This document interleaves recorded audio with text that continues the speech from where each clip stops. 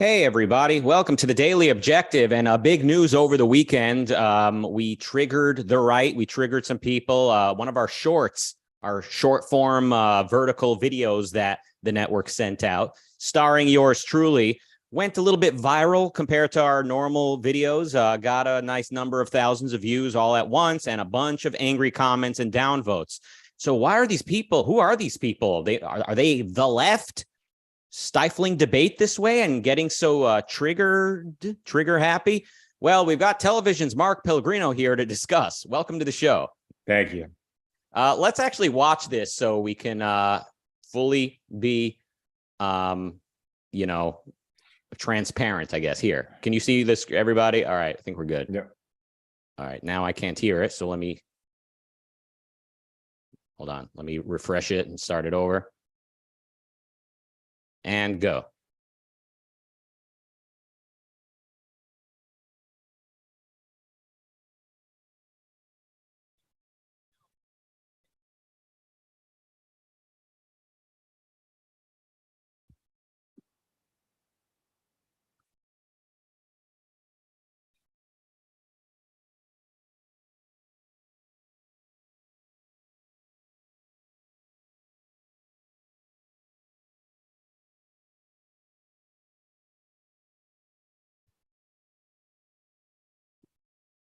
You know what?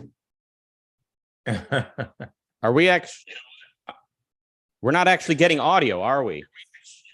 We're not actually getting audio. I don't hear it. Oh, so Daniel, do you hear it? Okay, so this is we're off to when you start sharing, you also I have understand. to share the I understand. Yes, share sound is what I forgot to press. All right, take two, and we'll take three.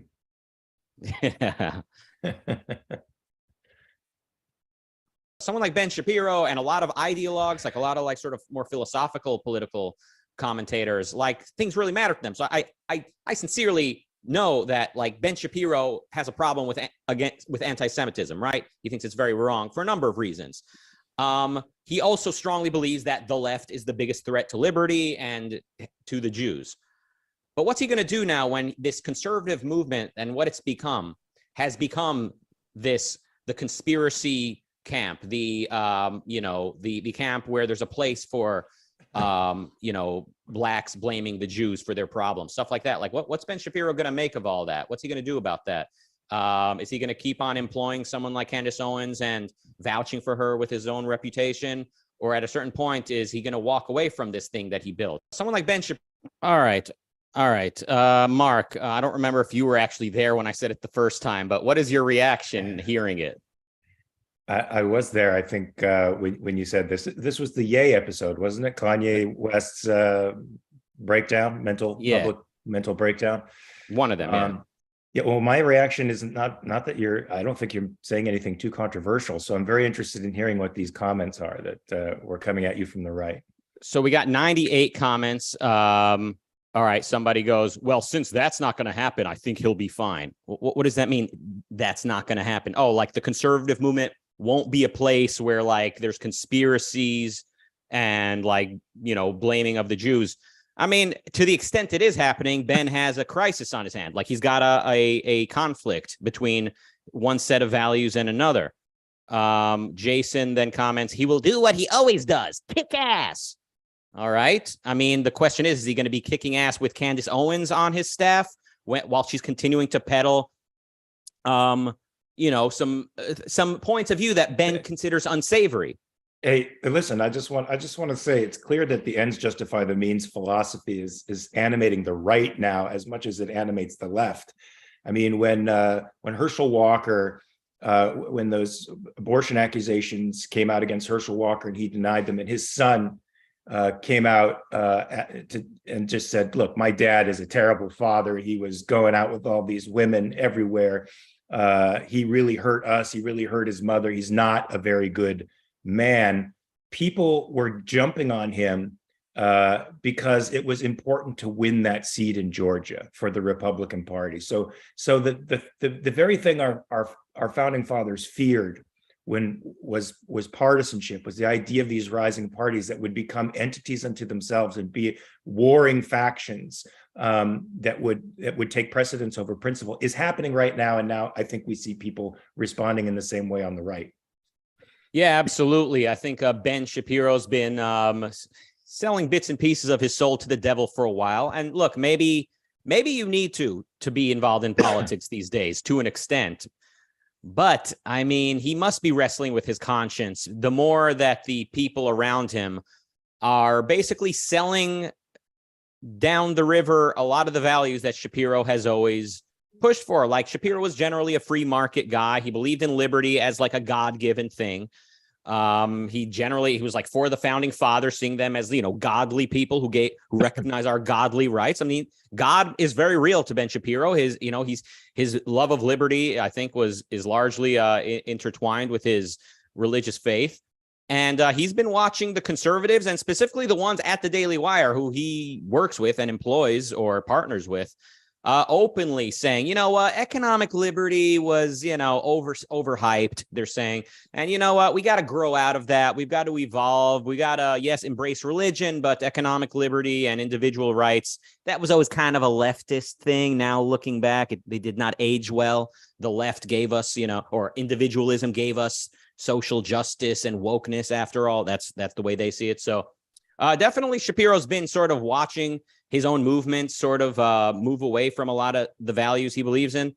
But it gets worse when someone like Kanye West says what he says, and then Candace Owens, who is on the Daily Wire, is saying nothing was anti-Semitic about that. And then just a couple Sunday morning, I saw Candace Owens retweeted some guy, Max Blumenthal, I think his name was, and Max Blumenthal or something, I think that's his name. He was saying like this Zionist, Jewish supremacist establishment won't permit any criticism or they'll shut you down. And Candace Owens is like retweeting this saying, yeah, you're going to get in trouble for saying that, just like I get in trouble for criticizing BLM. So, okay. And then Ben Shapiro retweeted her saying, while I dislike the ADL, blah, blah, blah, like I would not retweet somebody who's that,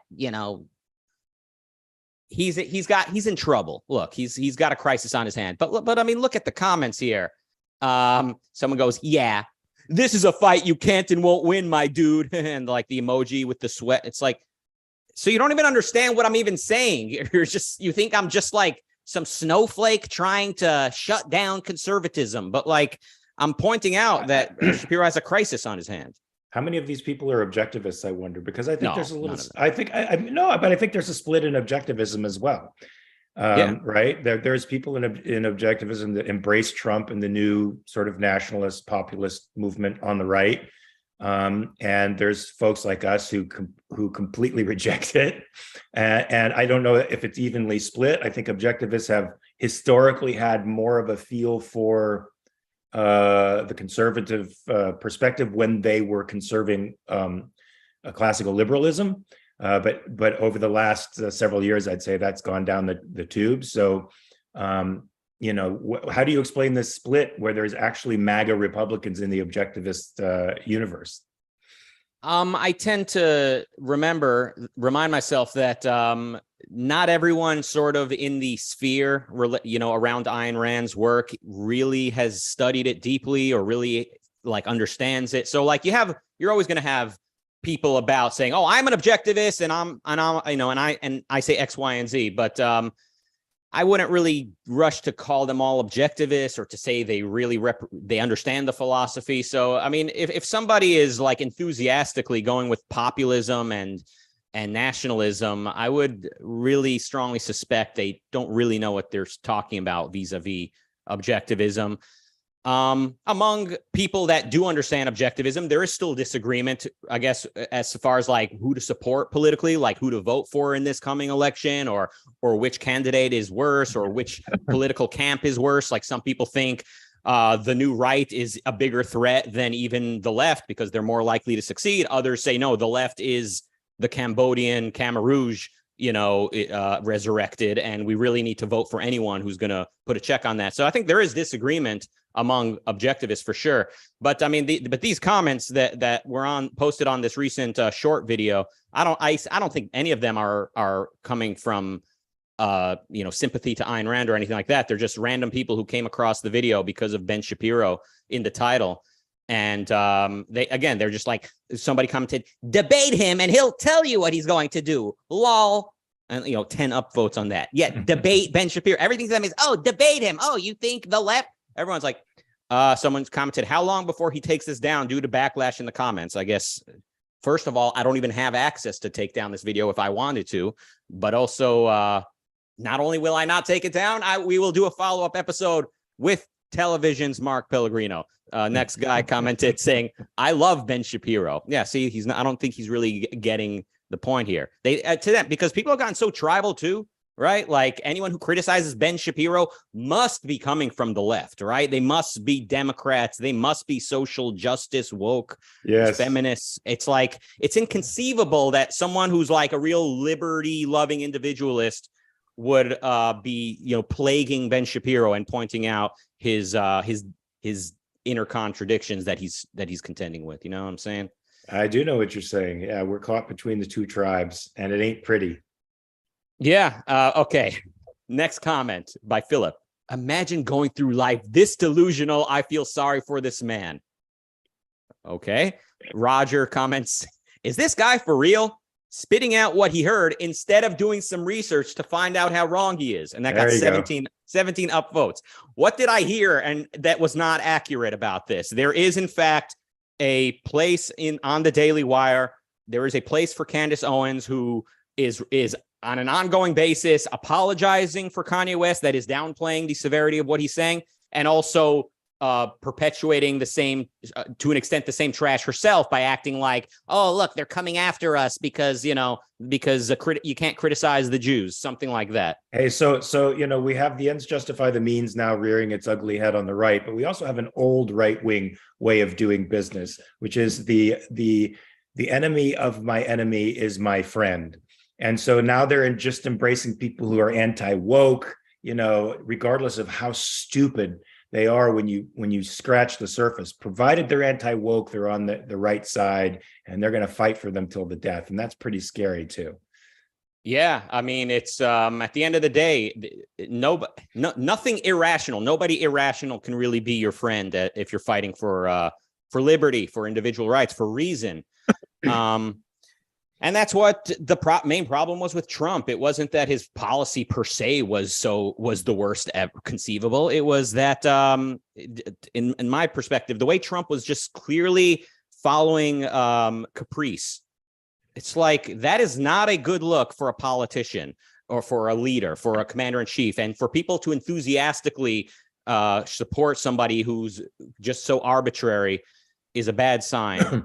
Well, the left is following caprice too, but they couch it in legalese and bromides that people accept, so they don't really feel like the left is acting on caprice, but they are.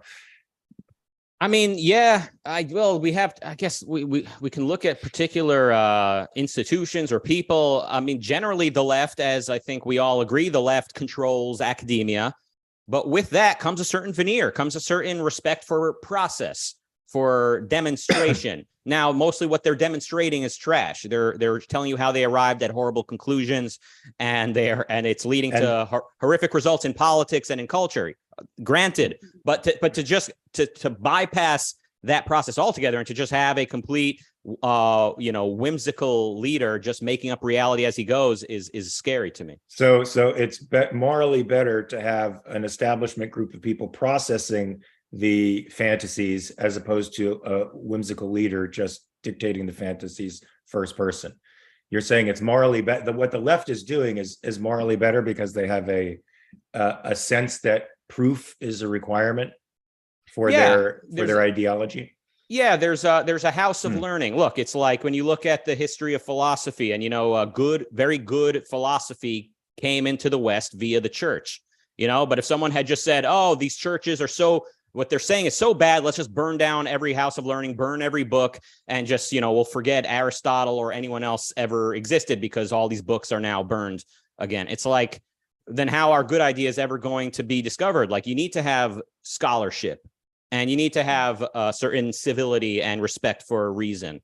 But it seems like the right doesn't have contempt for education, but the education establishment. It seems like they do want to move in the right direction, which is to disestablishmentize academia, separate, look out for the welfare of their kids through a form of privatization, which I think is the, this is where people get confused. Like, I think, especially since tomorrow we're all voting, people opt for choosing candidates like the Republicans, who are less than perfect. They're awful in many respects, but they're inching in the right direction because they see that the left inched us in the direction we're in now for 125 years, and that all the totality of that time has pushed them to the opposite direction of our founding principles. So it's got to start somewhere. What do you say to that? Vote an R ticket because it's inching us in the direction of certain liberties.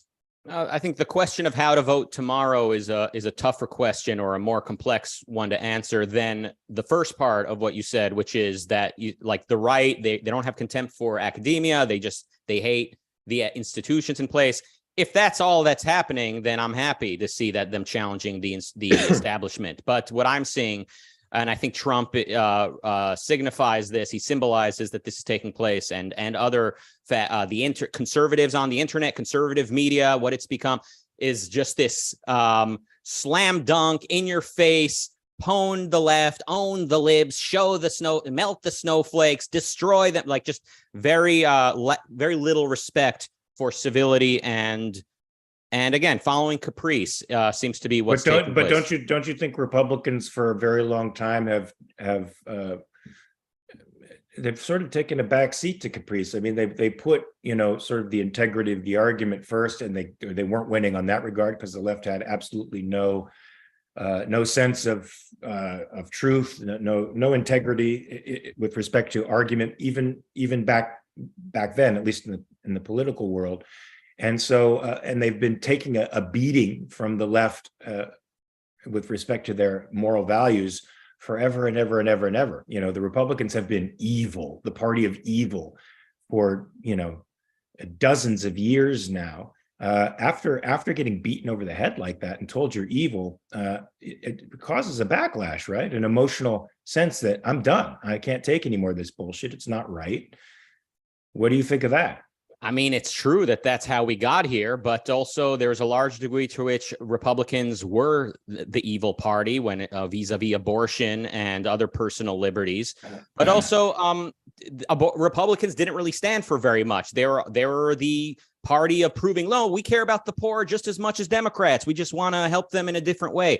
They were never, they're never sufficiently the party of real principles of individual rights and of capitalism. So it was their own mealy-mouthed sort of milquetoastness that was their downfall, not so much the fact that they were too principled. But there is this popular narrative on the right that's like, oh, we were too principled and the left took advantage of that. But I would say check your premises. I think it was that really conservatives and Republicans, they were not really principled enough, or the principles they did take seriously were the mystical and collectivistic principles. So they were morally disarmed in a sense and couldn't really fight back, and that made them milquetoasty. It wasn't that they were restraining themselves and restraining themselves from acting undiplomatically. They just didn't have the stuff.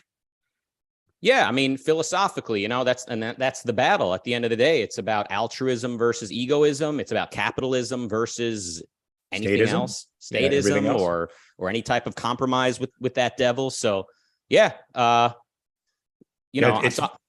it's very scary to me that I can read an editorial in the Epoch Times. It was a foreword for a book called The Psychology of Totalitarianism, and the man's premise is that the Enlightenment gave us this mechanized view of the universe, this point of view that man's reason could solve any problem that he was confronted with. The solution then is to understand that there's more to interpersonal relationships and solving problems than reason. And he turns to mysticism for his answer. This is a psychologist, man. Oh, yeah. That's frightening. It is. And I mean, and this is something that virtually everyone agrees on today. The left and the right and various different schools of thought, they all reject the Enlightenment. They all reject individualism. I mean, look, of course, with some degree of variation, But, so it's like Steven Pinker had a book called Enlightenment Now, which probably objectivists would say did not even sufficiently encapsulate the spirit of the Enlightenment, but nonetheless was a big, to a large degree in the right direction. And of course, he was sort of eaten alive by the establishment. Many people on the left thought that Pinker is, why are you promoting these dead white guys from slave owners from 250 years ago? And of course, the right, they're not interested in hearing about the Enlightenment. They see, listen to Yoram Hazony or Hazony, whatever it is, the nationalist guy. He says, the Enlightenment got us into this mess. To him, the Enlightenment is Kant, it's Hume, maybe he likes Hume a little more. He hates what he calls rationalists, which includes Kant. So that's something him and Ayn Rand agree upon. They both dislike Immanuel Kant, but for very different reasons. Right. So they're becoming straight empiricists. It's just all pragmatism, no principle whatsoever. And that's a reaction to what they see as the detached idealism of the left, right, which they impose on the rest of us. And so instead of checking those premises and actually tethering principles in reality, they're rejecting principles entirely. And that's scary. I mean, when you see Dennis Prager videos rejecting the Enlightenment, Dennis Prager videos claiming that individualism is what's gotten us into this mess, there's nowhere to turn. Guys, and whoever's out there who's Republican and conservative, I got to tell you, rejecting the Enlightenment is not a winning strategy. So stop. Not that they listen to me. Well, you never know. All you can do is try. A couple more comments, I suppose. All right. David commented on that the short video. Well, funny thing is, my guy, my guy, what up? Hey, my guy, are we in New Jersey? He goes, most of the things you probably called conspiracy theories over the last 2 years have been proven true. Okay. So does that mean that what Kanye West is saying about the Jews if it comes off as a conspiracy and every conspiracy turned out to be true, ergo, therefore, believe every conspiracy. What do they call that? Is that an ex hoc? What is that? Ex post hoc fallacy? It's something Latin. Yeah. Tiern says, quote, that thing he built. The F are you talking about, dude? Everyone call him my guy, my dude, my friend. I'm sensing some sarcasm. Christopher says, what are you going to do when people actually start listening to you? I guess I'll cross that bridge then. Someone goes, what? Someone goes, what does that even mean? What does that mean? What are you going to do when people start listening to you? Celebrate. It's a good thing if they're listening to you. Maybe he's saying, he's saying nobody, you're irrelevant. He's telling me I'm irrelevant. So he's like, well, what are you going to do when people start? I don't know. Oh, there you go. You got the sarcasm better than I did. That one did a flyby. Look, I'm very happy. There's a kid I mentor who was a big Ben Shapiro fan when he was in college, and I've since talked him out of Ben Shapiro. So I turned one disciple against the guy. We could turn 10,000. God bless you, doing the Lord's work. David says he is going to profit, referring to Ben Shapiro. Conspiracies pay more and more quickly than general idiocy. Okay, so conspiracies pay more than general idiocy. Does that mean conspiracies are part of idiocy, but specific? Or does he say conspiracies are actually good and general idiocy is like what the mainstream normal guy? I think maybe it's a specific form of idiocy. Mm-hmm. Yeah, but now here's the thing. Ben Shapiro, he very deeply does not want anti-Semitism to rise on his watch. So he does need to make a decision. It's not that he's got this may come as a surprise to some people, but people care about things other than just money, especially, people who are, deeply motivated in a particular philosophical mission. So yeah, there are things that matter to Ben Shapiro more than just money. I believe that. I think you're right. Thank you. Steven says you sound very confused. I don't get confusion from that clip. Maybe struggling to articulate myself, but not so much confusion. Lord Crimson says, as long as people are buying the shtick that Ben is selling, there will always be people like Ben Shapiro. A little bit cynical, but a little bit of a respect for the market there, I guess. But I don't think he caught the point of the video, which was that Ben has a dilemma. Ben's dilemma, we call that. Josie says, Ben Shapiro is in the front line in fighting woke/left bullshit. Owen crossed the line and Shapiro called her out. Yeah, he did call her out. She's also still on his network. reaching 1 million people with every episode where she's saying nothing Kanye said was anti-Semitic. And that's just, you know, the establishment woke people calling it anti-Semitic. All right. Okay, it's just the same comment over. Nick says, so because of made up BS that isn't true, is someone that values truth going to abandon something you lied about? No. No, I disagree with that. I think Ben Shapiro, I was just today watching him on the Lex Fridman show. He very much is bothered by what Candace Owens has been doing. Okay, Andrew says, where is your proof of your arguments? I guess. So you think the proper response to Candace Owens' support of Kanye West would be to fire her? I don't have a proper course of action for Ben Shapiro because I disagree with him even having a conservative movement. I don't think forming a big tent of anti-leftists was a good strategy because they don't really stand for very many good things. It clearly, liberty was something they were willing to sell as at the first challenging point because, oh, no, big tech is using their liberty. So we need to break up big tech and use antitrust legislation. They use every tired leftist argument that, you know, Tea Party conservatives used to debunk 12, 13 years ago. It's just, it was always a losing strategy. So yeah, Ben Shapiro and Dennis Prager, they see Candace Owens as this godsend. Oh, wow, a black girl who hates the left and hates Democrats and can, you know, really help change the culture. Okay, but you're also giving a very inexperienced, very hot-headed girl who never apologizes for anything, never admits she was wrong about anything, constantly using charlatan tactics, constantly vilifying anyone who disagrees with her, and peddling in conspiracy junk. I think a couple years ago, Candace tweeted like, the left doesn't want us to interview Alex Jones, so I'm going to interview Alex Jones. And I think the Daily Wire wouldn't let her do it, but nonetheless, like that's her approach to things. Whatever the left says don't do, we're going to do. And so, yeah, if that's the type of person you're bringing on board in the first place, that tells me a little bit something about the bar, where your bar is set. Yeah. And then it's you can only kick the can down the road for so long before it blows up, you know? Mm-hmm. Mm-hmm. Oh, you make a weak argument, says Sean. Leroy says you should, and that's two different names, Lee and Roy. It's not Leroy, it's Lee and then Roy. He says you should probably try to be smarter.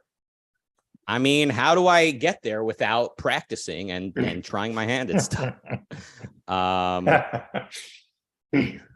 right. Laughing, crying emojis. That's always a sign of confidence when people post that. Sandman says, who hurt you? Oh, that's a whole nother episode. Hot Fever says, bro, we don't, quote, blame Jews for our problems. Y'all love twisting words. And then an emoji of a black guy doing the face palm. We pointing out the facts. And then there's an apostrophe in facts. And then he goes, what the F is this guy? I listen to Ben Shapiro as well as a lot of other black people find a different talking point. All right. BD comments, no one agrees with you.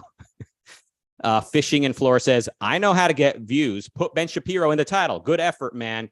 But too bad no one believes this crap. All right. Well, yeah. You were found out. You were caught. Yeah, I mean, he's not wrong that Ben Shapiro in the title and as the topic helps you get views, but I think I'm making a point you'll rarely hear anywhere. You know, he's living with the conflict. Ben's dilemma is the topic of the day. So let's read the super chats. Marilyn with $2, thank you. Marilyn with $2 more says Trump had a policy. Well, I meant it's not that what Trump. Wasn't it to make America great again? Yeah, but like it's not that he had like a policy like here's the like philosophically here's the course here's how we're gonna come to our decision, our course of action. But what I meant was it's not that what Trump did was necessarily the worst in every case, but it's the capricious nature with which he operated that was most scary to me, and the way he would speak to the masses, the public, that really made me trepidatious. And imagine a Democrat. And I know we've had some awful Democrats. I know Obama acted very messianic, which was creepy. But imagine just a sneering, kind of funny Democrat just riling up the audience, talking out of his butt all day, saying the most outlandish things, and everyone immediately considers it to be true because he said it. That's like Hugo Chavez type stuff, only it's happening in the Republican Party. That's the way I see it. Yeah, I see that on both sides, though. I do. I see it on both sides. Really? I see the demagoguery.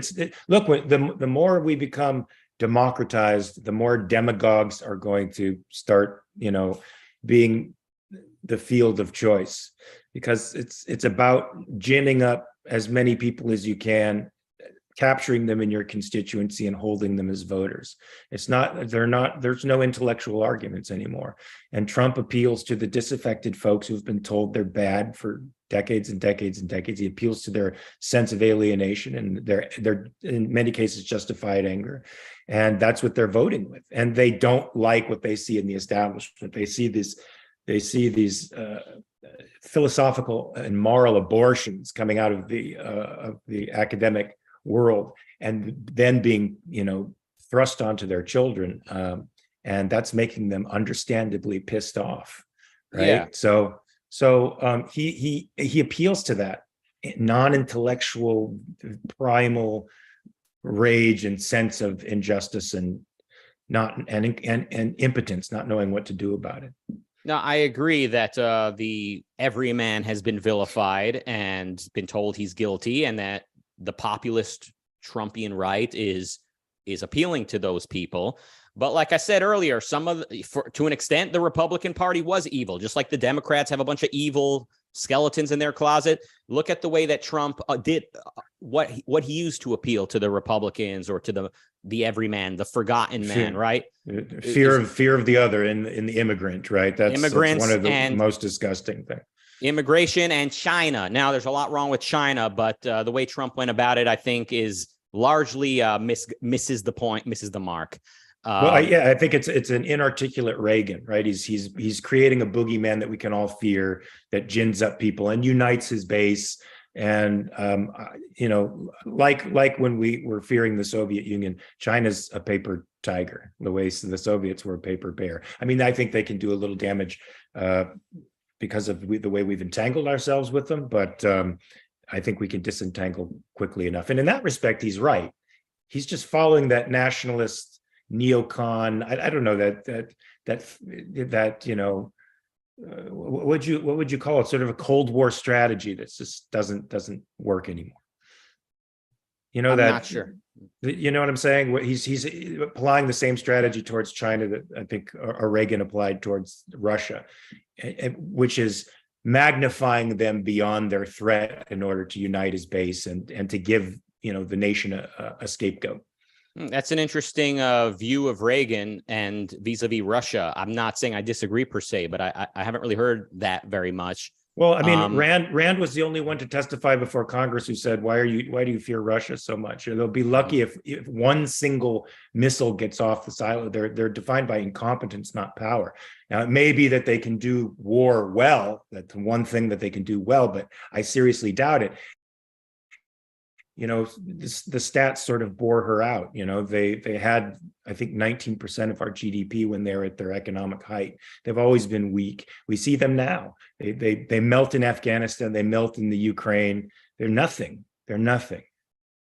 Yeah. I definitely agree. Like America's attitude and the West's attitude towards Russia was always like, oh, these guys, like there's something to be afraid of, because and I think Peikoff helped me see this in his writing, like the sort of default view people have, or the view many people have as a result of their premises, is that they think dictatorship is actually practical. Like, the book 1984 makes it look like this. Oh, if you are the party, like you can control it. In reality, evil is not practical and it falls apart. Dictatorships fall apart. They only live if the good feeds them, if the good transfuses blood to them, which is exactly what communism was. I mean, America and the West sent them food because they were starving. So Reagan then calling the Soviet Union an evil empire, it's like a step in the right direction away from just complete appeasement, but also it's like you're making them sound scarier than they are, right? Like they're pathetic. Now with China, it's a little bit more complicated, I would think, because it's like they were straight out communist for a long time, and then they liberalized a lot of pockets of China, and suddenly you're seeing big, skyscrapers and successful businesses emerging in China, but also they've kind of the fascistic elements have really been sort of coming in recent years. So China is a little bit more complex. It seems like it's going in that direction. I think Xi's going to hold on to power as long as he can. And as long as he does that, they're going to go backwards. All we have to do is just untangle ourselves from them. That's all. It's hard. I mean, it's hard to know exactly the right way to deal with it. But I do know the one thing we need to do is just be aware that evil is not something to actually be afraid of in a way. It's like it's the default of the good that enables the evil to thrive. But yeah, how exactly to deal with China economically at this point is a tough question. And in many cases, the private sector appeases China just because they've got so many people there that, if we got a movie coming out, and we want the Chinese to permit that movie to play, we better not put anything in that movie that upsets the Chinese government. So it's often, sadly, the private sector that kind of appeases the Chinese Communist Party. Most of that private sector was educated in public schools, and like you said, have some sense that a dictatorship's tyranny's centralized power is somehow more efficient. They just grew up with that, so I don't think they see anything immoral in China. But with a deconcentrated educational system like some people on the right want to bring back, it's possible that you'll have a different base now, and different people occupying those corporate centers of power. Maybe they'll have a distaste for China now. I mean, one can only hope, and like a lot of what Trump says is like, yeah, on one hand, he's vilifying the other constantly and using China as the object of that. In other moments, you see Trump showing his admiration, expressing admiration for people like Xi Jinping, however you pronounce his name. He professes admiration and a desire to emulate the level of power that people like that have. And for people to say, oh, well, at least Trump is protecting us from China. Left unchecked, he'll turn us into it. Good Lord. People are tribal these days.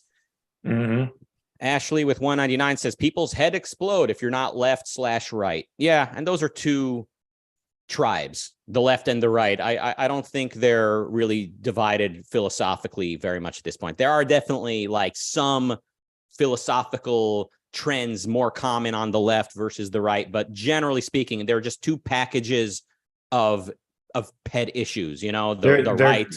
Go ahead. Yeah, they're collectivists who disagree on the collective, but they both agree that a collective is necessary. Yeah, that's true. All right, Marilyn with $5 says, do you think Trump is waiting until after the midterms to declare his presidential candidacy? Seems like a fair guess. Yeah.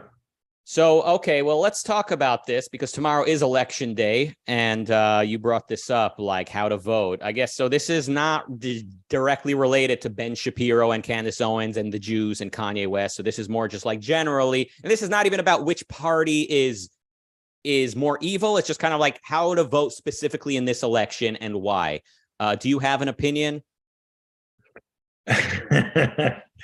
Yeah, California is a one-party state. I think even though we've just been talking about how the two parties are not essentially different, I think it's important to get some R's in there because I think they do have a better perspective with respect to local government. And some of these people need to be voted out. They need to know there's competition out there. I'm less interested in the politicians as usual because, I see the playing field as sort of all the same. I'm more interested in the propositions where we have direct democracy in California where we vote on legislation. So it's important that people read the propositions, know what they are, and to vote no on most of them. Yeah. I don't think I'm registered to vote or I'm not voting either way. I haven't voted in quite a number of election cycles. But I hate to say this because of how bad a lot of Democrat policies are and how much it could embolden Democrats to win. But I think if ever there was a time to vote blue, first and foremost, with abortion rights being done dirty the way they have been in recent times, sending a clear message that you support abortion rights is one. But here's the thing. What the left gets right, like they get the idea of bodily autonomy right, they implement badly and wrong. So in California, for example, we have a proposition out here that's going to make it a part of the Constitution that for a woman's right to choose. Now, it's not just that they're declaring bodily autonomy a part of a constitutional right. They're declaring the service itself as a constitutional right. So to me, that's where they go off the trails, and they force me, a complete pro-choice guy all the way till birth, to vote no on a seemingly pro-choice proposition, because the way in which they want to implement it violates the choices of other people. And I don't think rights stand in conflict with each other like that. Well, I agree, of course. Your right to abortion doesn't mean you have a right for someone else to pay for it. So are you saying then we ought not vote? We ought not vote against, like, we ought not vote in a way that protects abortion until they get it right? That's no. Well, I don't think you can if it's violating other people's rights. In other words, if they're forcing a state subsidy on people who find abortion abhorrent, I mean, that's awful too. Yeah. Right. And can you do that? See, then you're playing that game. You're playing that juggling game where it's like, all right, this is a little better than we had before. I think I'll just vote in that incremental direction, even though somebody else is paying the moral price. Okay. Right? So, well, Marilyn, the member, says abortion is safe in Washington state where I live. My money is not safe. I think that's to say you don't need to make abortion your main issue when voting tomorrow if you live in a state such as California or Washington state, right, where abortion is protected. But I'm saying if ever there was a time to send a message to the what do you call them? The juggernauts, the tastemakers, to send a message to Republicans that abortion is something that the average person is not willing to give up on. Another reason to vote Democrat is in the aftermath of Trump, in the aftermath of the January 6th chaos, to just say, this is not it. To just say, Republicans, come up with a new course. I'm not into this. That's another reason, another message to send. But you're getting such deep corruption on the left. It's not that frightens people more than some loonies breaking into the Capitol on January 6th.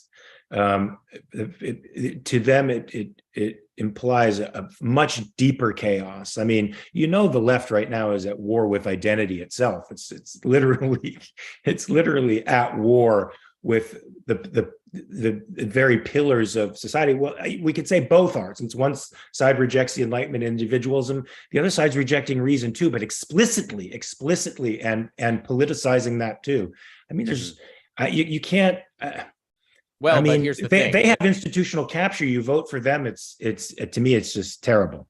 I don't know if you can connect the current Democrat Party and their candidates currently to the whole pronouns and identity and all of that. So it's not like if Democrats win tomorrow, then anytime you use the wrong pronoun in your own home, a parking ticket will print out of your printer and you owe the state some. I don't think we're there yet. Whereas Republicans have today banned abortion in as many states as they could, and they plan to ban it completely nationwide as soon as they can. So Republicans are in current day violating rights in a very horrific fashion. Well, and so are the Democrats. I mean, the Democrats are subsidizing, deadly energy solutions for us. They're driving up costs, creating supply scarcity. They're stealing our savings out of our savings accounts with inflation. I mean, they're awful across the board. They have one thing that they're right about.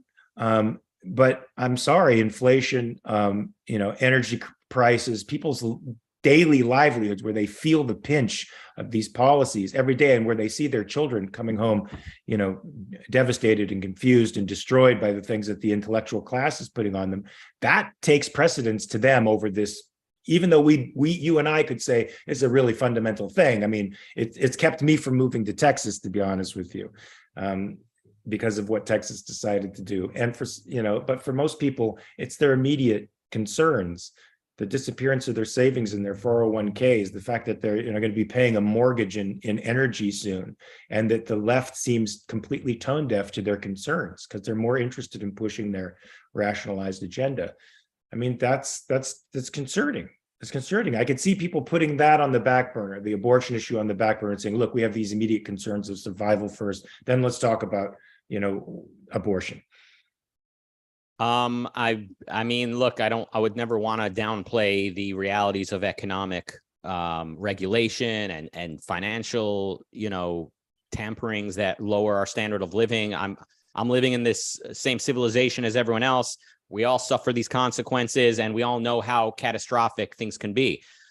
That being said, I mean, we do need to see abortion for the hugely important issue that it is. If you get pregnant and you don't wish to be, then it is very much a catastrophic life and death issue for you at that moment, at that time. And when we have like 10 or 11 states have recently outlawed abortion straight up, and Republicans in positions of prominence are saying they want to keep going and completely get abortion out. Doesn't that also contradict, though, the strict constitutionalism that these Republicans claim to desire? If they want to outlaw abortion outright, then they are acknowledging a fact that it's not a state's issue. It's not about states making their own policy. This is a fundamental constitutional issue that was dealt with improperly by the Supreme Court. If they claim to want to make a federal policy, then the Supreme Court has to acknowledge that this is a fundamental rights issue that has to be resolved. When do rights begin? Codify it into law and make it federal. Because I agree with you, it should be this, rights are universal, and the understanding of when rights actually begin and why should be a universal concept for all of us. Right. So your rights ought not be up to anybody's vote. And the excuse that more like pro-choice libertarian types have made for going along with Republicans on this is that they're saying, well, they're just giving states rights, their proper right to make laws. And I say, no, if you're pregnant right now and you're in a doctor's office considering a particular procedure, that is nobody's place to come in and interfere. Right, which is why if the Republicans say they want a national ban, they are acknowledging that it's a fundamental rights issue that needs to be resolved philosophically, in the only philosophical place it can be in the United States, which is the Supreme Court. So decide it, finalize it, and codify it like the Bill of Rights are, so that it's there forever for every state to emulate. Mm-hmm. And then I'll say this, and this is a hard sell for a lot of people, and it may be a hard sell for you, but the capricious character of today's Republicans, the sneering disregard for principle, to me is something to nip at the bud, or else it's never going away. So that's, I think, if there ever was a time to hold your nose and vote Democrat, I think this is it. Because in the aftermath of Trump and all that, now is the time to just take a beating from the Democrats for the sake of sending a clear message to the Republicans. And it's a hard sell, but I'm making the pitch. I think they're too morally consistent. I think that moral consistency is the killer. You vote for them, they're morally consistent. They'll axe you. I think people. There are people whose job it is to gauge the mood of the public. And I think a lot of those, because they want to win elections, the people who really want to win elections take that task very seriously. And I think a lot of people got the message from the 2020 election that people are rejecting wokeness and they're rejecting Trump.